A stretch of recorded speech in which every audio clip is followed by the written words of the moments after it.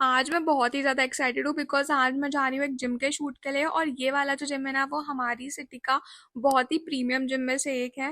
तो मैं बहुत ही एक्साइटेड हूँ। Hey it's Ashika and welcome back to my channel. तो आज मैं पहन रही हूँ ये वाला टी शर्ट एंड लोअर। वैसे तो मुझे एक नया जिम आउटफिट लेने जाना था, बट एक्चुअली ये वाला जो शूट है ना वो कल रात को ही आया एंड आज सुबह तो मुझे शूट करने जाना था, इसलिए मुझे बिल्कुल टाइम नहीं मिला।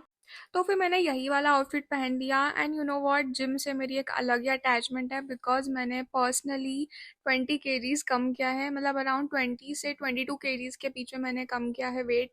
इसलिए मुझे वेट लॉस की इंपॉर्टेंस पता है क्योंकि एक टाइम था जब I was 83 kgs and when I was over weight मुझ में ना बिल्कुल भी कॉन्फिडेंस नहीं था। मतलब मैं ना किसी भी पार्टी में भी जाने से बिल्कुल अवॉइड करती थी कि यार मैं कैसे लगूंगी। एंड तब तो मुझे बहुत ज़्यादा एक्ने थे फेस पे। बट फिर मैंने मेरी लाइफ में चेंजेस करे, मेरी ईटिंग हैबिट्स चेंज करी, मेरा वर्कआउट रूटीन बनाया एंड फिर धीरे धीरे करके मुझ में बहुत चेंजेस आ गए। तो फटाफट से मैंने मेरा स्किन केयर कंप्लीट किया। सबसे पहले मैंने लगाया टोनर, फिर सीरम एंड देन मॉइस्चराइजर, फिर मैंने लगाई सनस्क्रीन और फिर लगाया मैंने कंसीलर।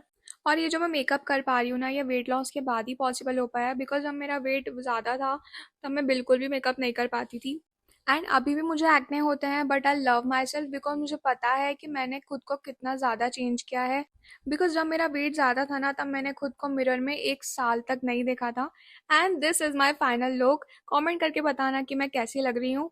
फिर मैंने पहने मेरे इयररिंग्स, मेरी स्मार्ट वॉच और फिर मैंने डीओ लगाया। फिर मैंने पहना अपर और मैं निकल गई शूट के लिए। फिर शूट की लोकेशन पर पहुंचकर मैंने पहले उनकी पूरी प्रॉपर्टी विजिट करी। फिर मैंने शूज़ पहने एंड ये था वो जिम जिसका हमने शूट किया था। फिर हम निकल गए घर के लिए। फिर घर पहुंचकर मैंने चेंज किया। फिर जिम शूज़ मैंने जिम बैग में रखे बिकॉज अगर मैं नहीं रखती तो फिर मैं बाद में भूल जाती हूँ।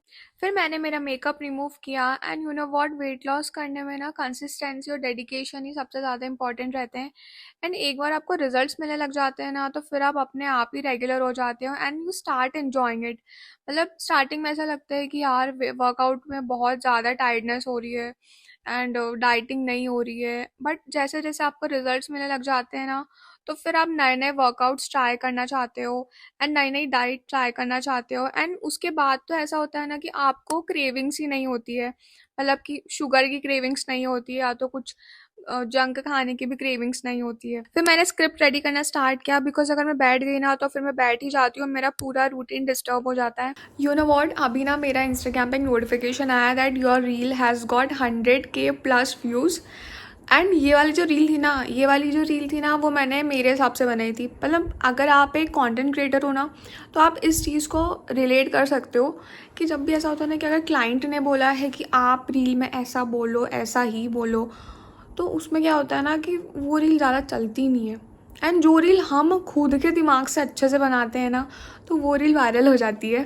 मतलब मैं क्लाइंट्स की बुराई नहीं कर रही हूँ बट मैं बता रही हूँ कि आप रिलेट कर पाओगे कि ऐसा होता है कि जो रील हम पूरा हमारे हिसाब से बनाते हैं ना वो बहुत अच्छी चलती है। एंड जो रील में क्लाइंट बोलता है ना कि ऐसा बोलो, ऐसा मत बोलो, वैसा बोलो, तो वो थोड़ा मतलब कहीं ना कहीं वो रील मतलब वो नहीं चल पाती उतनी। और ऐसा भी नहीं है कि ये वाली जो रील है मेरी फर्स्ट रील है जो 100K गई है, नहीं, मेरी बहुत सारी रील्स मिलियंस में भी गई है, बट ऐसी भी कुछ रील्स है जो इतनी ज़्यादा वायरल हो गई कि मुझे उसको आर्काइव में डालना पड़ा। फिर शाम को जब मैं नीचे गई तो मुझे पता लगा कि आज मम्मी ने शक्कर पारे और नमकीन पारे बनाए हैं। वैसे तो मुझे नमकीन पारे ज़्यादा पसंद है, शक्कर पारे बहुत कम पसंद है, बट इसके अलावा भी जो आते हैं ना जिसमें शक्कर ऊपर से चढ़ाते हैं वो वाले ज़्यादा पसंद है। तो मैंने थोड़े थोड़े दोनों खा लिए और मम्मी ने ये मखाने भी रोस्ट कर रखे थे।